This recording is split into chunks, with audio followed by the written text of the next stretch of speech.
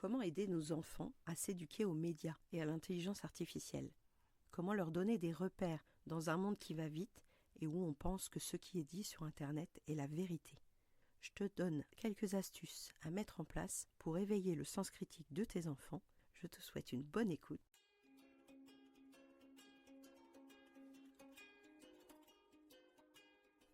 Bonjour, bienvenue sur Les Petits Plus Zen, le podcast pour faciliter et savourer sa vie en famille. Je m'appelle Séverine, je suis facilitatrice en parentalité après avoir été 22 ans professeure des écoles en maternelle REP+. Chaque semaine, je te propose ici des pistes et des thèmes approfondis sur la petite enfance, l'éducation et la communication pour que tu retrouves le plaisir des relations familiales sereines et épanouies.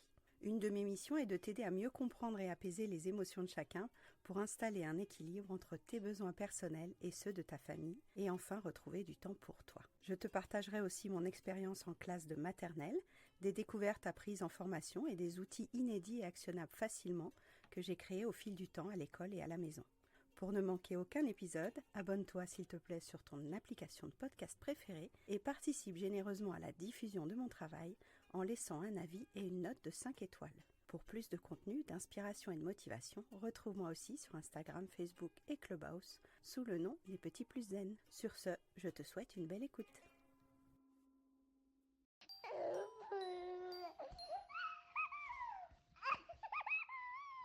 Ton enfant va arriver un jour en disant « Mais si, je l'ai vu sur Internet, je l'ai vu sur une vidéo, regarde, c'est vrai !»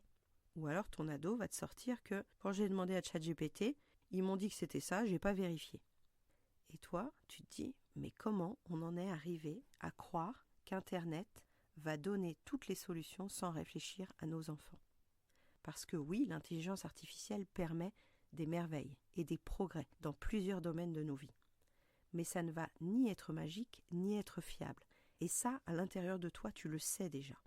Je te propose de voir sur la colline de ton enfant, quel que soit son âge, comment semer des graines pour éveiller son sens critique, pour l'éduquer à l'image, pour l'éduquer à l'intelligence artificielle, non pas pour te donner du jargon compliqué, mais pour implémenter ça au quotidien dans ta vraie vie. Parce que oui, c'est devenu un enjeu qui n'existait pas.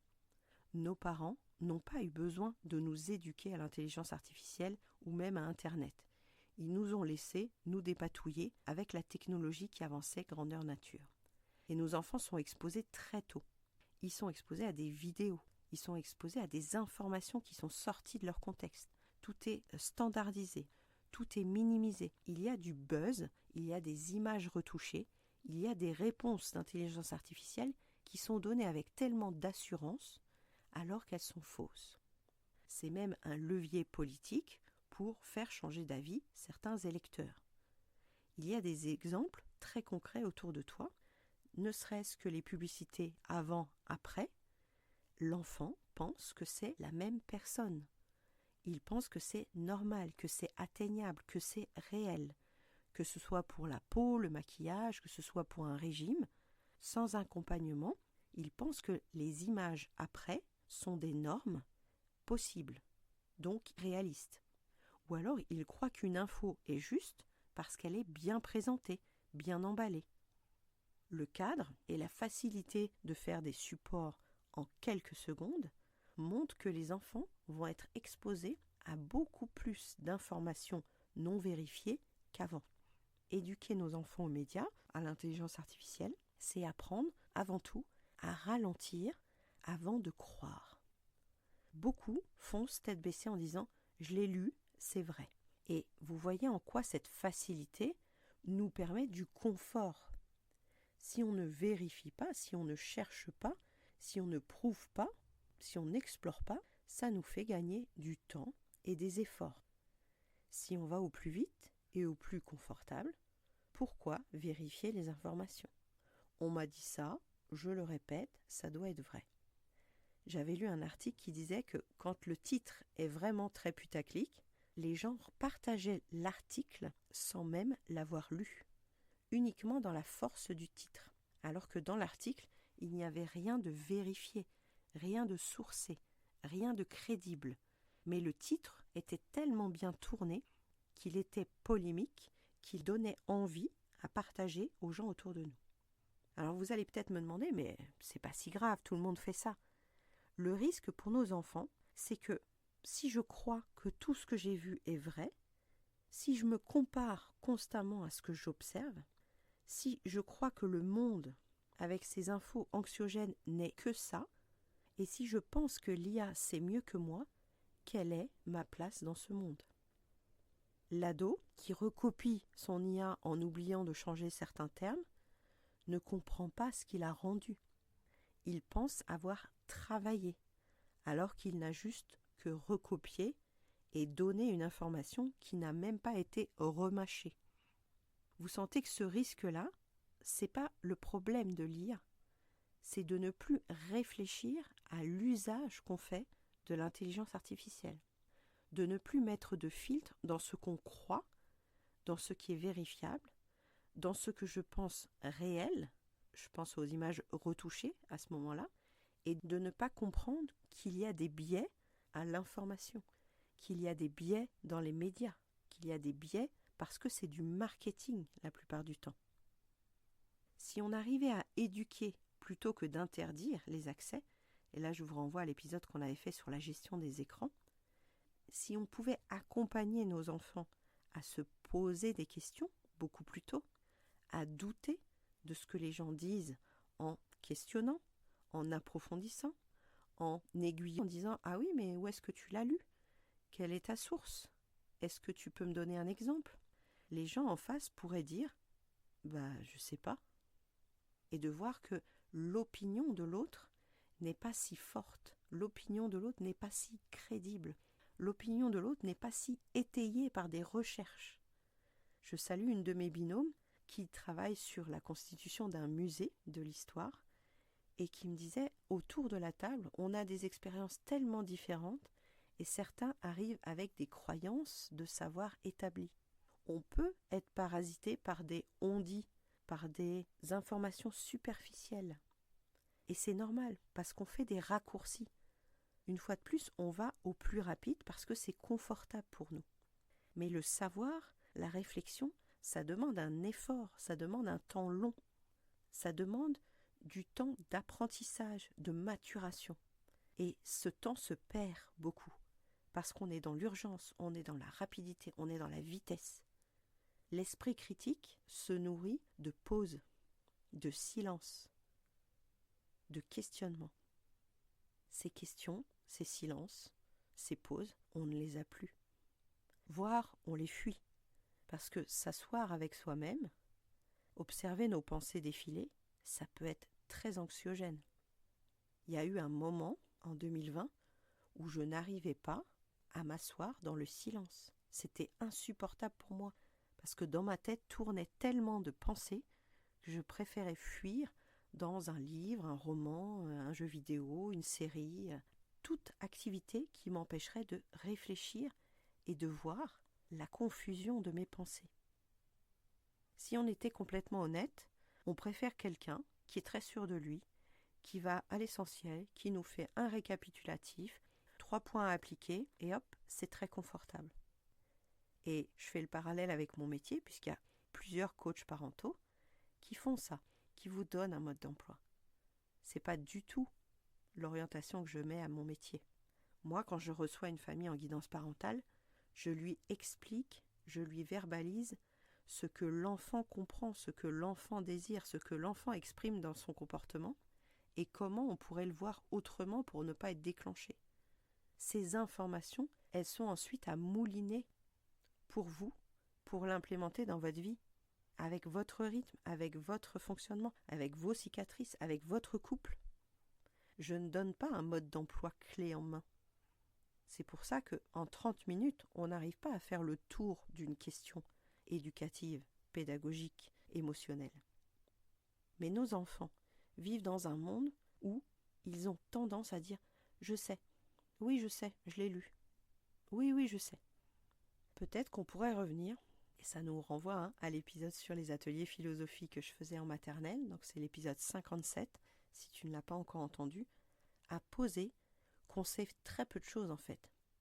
On a beau avoir une expérience de 30, 40, 50 ans, nos informations sont relatives, sont partielles, sont liées à ce qu'on a retenu parce que ça nous a impacté dans nos vies. Mais en réalité, on ne sait pas grand-chose. On observe, on ajuste, on améliore, on prend des informations, on réfléchit, on décide, on renonce, on priorise. Les gens qui viennent autour de vous et qui vous disent « je sais », j'ai toujours un petit peu de mal avec ça.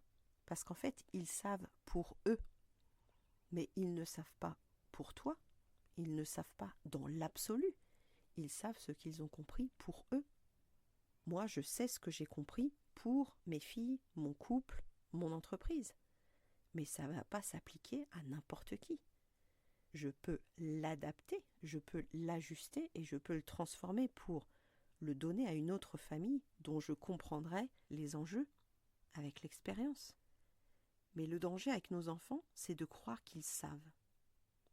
Il y a un point que je n'ai pas abordé là pour l'instant, c'est de dire aussi que si on minimise ces échanges philosophiques, ces moments où on exprime clairement ce qu'on aime, ce qu'on n'aime pas, et nos enfants ne sont pas dupes parce qu'ils sont témoins en réunion de famille de prise de bec sur la politique, la religion, c'est rarement sur la météo qu'on se prend la tête, c'est que nos enfants voient que exprimer ce qu'on pense, ça peut être soumis à critique, à honte, à jugement. Et ce que j'aimerais, moi, pour mes enfants et pour toute la génération d'enfants que j'ai eus en classe, c'est qu'ils puissent affirmer haut et fort où ils en sont dans leurs pensées et leurs opinions actuellement.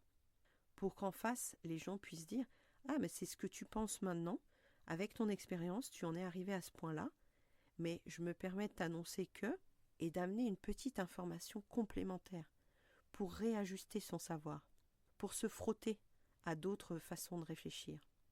Tout comme quand on voyage dans un pays étranger, ça nous ébranle un peu dans nos convictions sur certaines données de ça c'est bien, ça c'est mal, ça c'est mieux, ça c'est moins bien, ça c'est être riche, ça c'est être pauvre. La grille de référence est tellement différente quand on change de point de vue. Ça parlera à tous ceux avec qui je suis intervenue en communication non violente. Allons nous mettre sur la colline de l'autre. C'est normal que Trump pense ce qu'il pense, avec son chemin de vie. C'est pas normal qu'on gobe tout ce qu'il annonce comme parole d'évangile. Qu'on soit religieux ou pas religieux, il est normal de penser certaines choses vis-à-vis de notre historique. De là à l'imposer comme une vérité à quelqu'un d'autre, il y a une nuance qui est pour moi insupportable.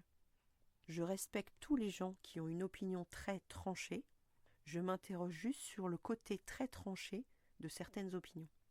Comme si une vision différente ne pouvait pas être mise en cause.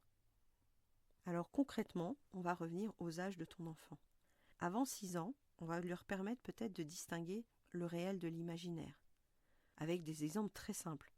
Si tu vois sur un film des dinosaures, dans un décor qui a l'air actuel, présent, on va réexpliquer que ça a été fait par des machines, par un ordinateur, par des robots. Dans la vraie vie, ça n'existe pas. La frontière entre réel et imaginaire, elle arrive très tôt, dans les livres, dans les histoires, dans La Petite Souris, dans le Père Noël. Quand il regarde un dessin animé, quand il écoute une histoire dans un livre, il ne fait pas encore la part des choses entre ce qui est vrai et ce qui est de l'imaginaire, ce qui est de l'invention, ce qui est de la réalisation cinématographique. Pareil, on va pouvoir lui proposer aussi de faire des moments où il n'a pas de stimulation extérieure. Certains enfants autour de moi sont constamment stimulés. Il y a des paroles, des écrans, des livres, des activités sportives, l'école, le foot. Est-ce qu'il y a un moment où on peut être pleinement là, présent et, entre guillemets, s'ennuyer? Être face à soi et ses pensées? Ou est-ce qu'on n'est pas tout le temps en train d'occuper nos enfants? Je pose ça là parce que c'est un grand débat aussi. Il y a aussi des moments où tu peux regarder avec ton enfant, mettre des mots, expliquer simplement en t'imaginant ce qu'il peut comprendre à son âge, en allant sur sa colline à lui. Que croit mon enfant de 7 ans de l'amitié, de l'amour, du travail, de la guerre? On est dans le travail que je faisais en atelier philosophique. Où est-ce que j'en suis avec ces pensées-là, avec mon âge de maturité? Et à ce moment-là, on ne va pas du tout donner un cours aux enfants. On va juste faire émerger le point de connaissance provisoire sur ce sujet-là. Et évidemment, ça va évoluer. Dans 3 ans, dans 10 ans, ils auront d'autres vision de ce domaine, d'autres connaissances, ils auront étayé leurs connaissances. Entre 6 et 10 ans, on va aller apprendre à questionner nos enfants.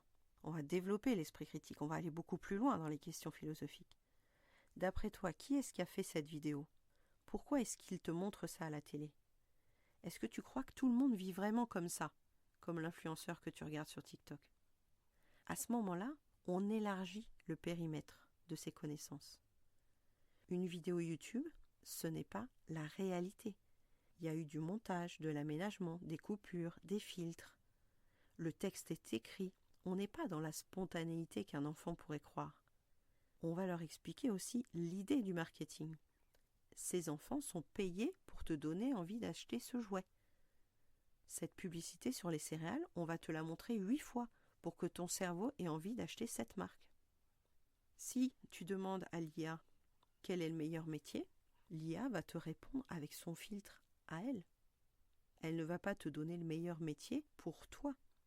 La seule personne qui peut savoir quel est le meilleur métier pour toi, c'est dans tes recherches, dans tes comparaisons, dans tes explorations, en allant à un salon de l'étudiant. J'avais été très amusée quand l'IVNA, ils avaient fait un salon des métiers, je crois en 3e ou en 2e, et il y avait un magnifique stand de l'armée. Il y avait des banderoles, il y avait des gens en uniforme, il y avait des flyers, il y avait des cadeaux sur le stand. Ils avaient mis le paquet. À côté, les autres stands des autres métiers étaient pauvres, étaient vraiment invisibilisés. La puissance pour convaincre des enfants de devenir des soldats était magistrale dans ce forum des métiers. Alors, c'est anecdotique, là, dans ma ville, ça s'est passé comme ça. Mais les enfants à cet âge-là n'ont peut-être pas le recul pour comprendre pourquoi il y a autant de moyens dans le fait de vouloir recruter des enfants de 15, 16 ou 17 ans. Vous voyez l'enjeu politique, l'enjeu citoyen qui se cache dès très jeunes sur comment séduire une audience, un marché, avec les termes qui leur plaisent, les termes qui font mouche. Donc comprendre les mécanismes, avoir plus de lucidité et d'autonomie, expliquer les algorithmes. Pourquoi est-ce que tu vois tout le temps les mêmes vidéos à ton avis? C'est bizarre, tu vois pas des vidéos de petits chiens dans ton algorithme alors que ta tata, elle voit beaucoup de vidéos de chats. Ils comprennent qu'ils ont des intérêts en commun, mais ils ne comprennent pas le but de l'algorithme. De passer à l'achat, de capter du temps de cerveau disponible. On peut aussi leur apprendre à rechercher si une information est vraie, d'aller voir la source, d'aller voir si le média qui a partagé ça, c'est un média satirique ou un média académique, scientifique, officiel. On peut aussi leur apprendre à chercher une information avec l'intelligence artificielle, de comparer les textes. J'avais été amusée une fois de faire une recherche sur tous les livres de Thomas Tannenbourg sur la CNV, et en fait l'intelligence artificielle m'avait donné des titres qui n'existaient pas. Elle m'avait donné des titres de livres qui n'avaient jamais été publiés. Et je me suis dit, waouh, eh ben, heureusement qu'on vérifie en fait. Je pensais gagner du temps, et finalement, il a fallu que j'aille sur d'autres sites pour vérifier tous les livres qui avaient été publiés. Nos enfants qui veulent aller vite pour, notamment, prendre du plaisir ailleurs, dans d'autres activités, risquent de passer la case source, la case vérification, la case relecture. On pourrait s'amuser à tester des fausses questions sur l'intelligence artificielle. Et il y a un point aussi très important par rapport aux fuites de données personnelles, réexpliquer à nos enfants qu'ils sont des données eux-mêmes. Tout ce qu'ils donnent en ligne sur Internet comme information pourrait un jour être réutilisé contre eux. Et pas seulement pour un vol d'identité, mais aussi pour les publicités ciblées, pour tout un tas de choses sur lesquelles ils pensent que c'est du hasard. Beaucoup des enfants pensent que les publicités qu'ils reçoivent, tout le monde les reçoit. Alors que non, ils ont cliqué 3 fois sur tel groupe de musique ou sur tel article de chaussures, et ensuite ils sont bombardés jusqu'à faire plier, jusqu'à faire céder. Et beaucoup de jeunes ne peuvent pas être conscients de ces techniques marketing si personne ne leur explique. Et il y a peu de temps en classe scolaire pour expliquer ce genre de choses. Donc j'invite tous les parents et les professionnels de l'enfance, ça pourrait être même quelque chose qui serait mené au centre de loisirs, ce serait fabuleux, d'éveiller l'esprit critique des enfants sur les supports numériques, mais sur les grands médias également. La responsabilité, elle devient ensuite citoyenne et éthique. On peut lancer des conversations en disant « Mais imagine, l'IA envoie une information à tout le monde alors que c'est faux. Est-ce que ça ne serait pas dangereux que ce soit une intelligence artificielle qui envoie des informations au monde entier ?» Nous, en tant que parents ou éducateurs, il va y avoir un moment de résistance où on doit sortir du jugement que les jeunes ne font pas attention, que les jeunes ne vérifient pas. Pour se connecter à eux, il faut qu'on arrive à écouter sans paniquer pour leur avenir. Il y a un épisode sur nos peurs face à l'avenir, donc il y a le 111 déjà sur nos peurs de parents par rapport à l'avenir de nos enfants, puis il y en a un deuxième, je ne sais plus le numéro là. Nos limites en tant que parents et éducateurs, ça va être de suggérer, de proposer, de rendre autonome, de responsabiliser, mais aussi de faire confiance. Parce que finalement, plus tard, ils prendront leurs décisions sur nous. À nouveau, si j'ai semé des graines de vérification, de sens critique, il y a plus de chances qu'elles poussent plus tard. On n'est pas en train d'imposer une utilisation de l'IA. On n'est pas en train d'imposer et de diaboliser les écrans. On est en train de transmettre des clés d'application. On est en train de transmettre une boussole de citoyen pour plus tard. Donc ce qu'on pourrait rappeler à nos enfants, dès tout petits, c'est que l'intelligence artificielle, ça aide à réfléchir, c'est vérifiable, et ça ne remplace ni ton cerveau, ni ton cœur. Ça ne connaît pas ton histoire. Une des phrases de reformulation, ça pourrait être « Explique-moi ce que l'IA t'a proposé et dis-moi ce que toi tu en penses ». Comme on demande aux élèves au bac français de donner leur avis sur un texte, je voyais très peu d'amis de ma fille lire le texte en entier. Elles n'ont connu le texte qui était au programme du bac que par des résumés d'intelligence artificielle, qui est forcément biaisé puisque l'intelligence artificielle ne s'est pas connectée à l'intention de l'auteur qui a rédigé le texte originel. Donc comment penser nous-mêmes quelque chose d'un texte qui a été prémâché, reformulé par une intelligence artificielle, et j'insiste sur le artificiel. C'est une base de données qui ne peut pas être humainement dans l'émotionnel. Et ça, c'est bien difficile pour même des étudiants en bac français de penser que lire le livre est plus intéressant que de lire le résumé du livre. Donc en conclusion, tu vois bien que ce sont des gestes, des attitudes et des questionnements qui peuvent commencer très tôt dans la vie de l'enfant. Et on ne maîtrisera pas du tout leur utilisation. Ça, c'est complètement illusoire de se dire « je ne sais pas plus tard comment ça va évoluer ». Certains chercheurs disent que dans 3 ans, on sera des coquilles vides tellement on aura utilisé l'intelligence artificielle et qu'on n'aura plus de capacité de réflexion parce qu'on suivra machinalement, peut-être même comme des moutons, tout ce qui nous est dit dans l'intelligence artificielle. Mais je pense qu'on peut prendre vraiment de l'éveil à ce moment-là, en 2026, de se dire « cherchons l'information, comparons les informations, on peut ralentir alors que le monde nous pousse à accélérer et on peut donner des repères à nos enfants en montrant l'exemple. » Comme bien souvent, comme on disait dans l'épisode 6, nous sommes des modèles pour nos enfants. Si on utilise constamment l'intelligence artificielle, si on utilise constamment la calculette, le GPS, on est dépendant de la technologie. Et on le voit quand il y a des coupures magistrales d'électricité, comme ça a été le cas en Espagne récemment, les gens ne peuvent plus fonctionner quand il n'y a plus d'électricité.